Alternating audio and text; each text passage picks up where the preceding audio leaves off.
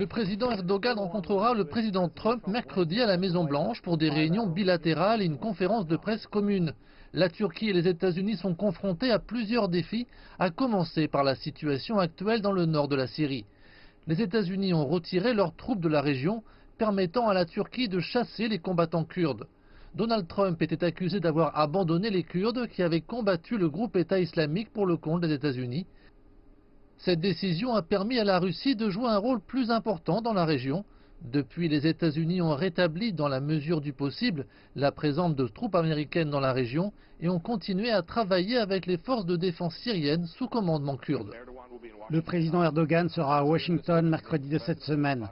Il rencontrera le président.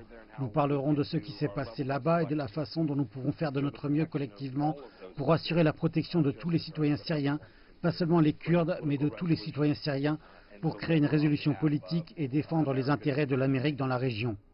Le mois dernier, les États-Unis ont négocié un cessez-le-feu convainquant la Turquie de mettre fin aux attaques et permettant aux combattants kurdes de se dégager d'une grande partie de la Syrie le long de la frontière turque. Recep Tayyip Erdogan devrait dire à Donald Trump que les États-Unis ne se sont pas acquittés de leurs obligations en continuant de coopérer avec les forces démocratiques syriennes, un groupe que le président Erdogan qualifie de terroriste. Ni la Russie ni les États-Unis n'ont été en mesure d'éliminer les organisations terroristes du nord de la Syrie dans les délais et les dates qu'ils avaient promis. Nous allons en discuter maintenant avec M. Trump.